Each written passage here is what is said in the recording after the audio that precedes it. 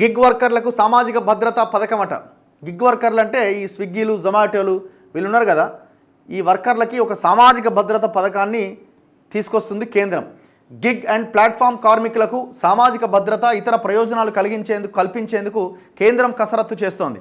E commerce సేవల రంగంలో వారు సమర్థవంతంగా పనిచేసేందుకు, దేశ ఆర్థిక వ్యవస్థలో తమ వంతు పాత్ర పోషించేందుకు వారి సామాజిక భద్రత అవసరమని, దానికోసం పథకం రూపొందిస్తున్నామని కేంద్ర కార్మిక శాఖ కార్యదర్శి సుమితా దావ్రా తెలిపారు.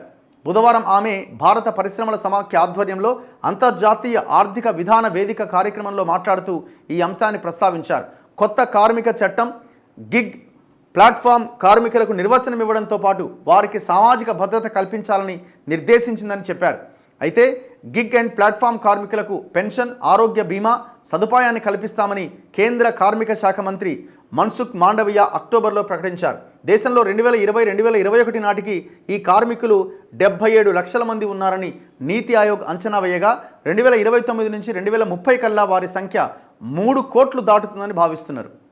ఇవాళ రేపు మొత్తం ఇదే కదా, అంతా online deliveries, online food deliveries ఇవే ఉన్నాయి కాబట్టి వాళ్ళ సంఖ్య మరింత పెరిగే అవకాశాలు ఉన్నాయి కానీ తగ్గే అవకాశం లేదు.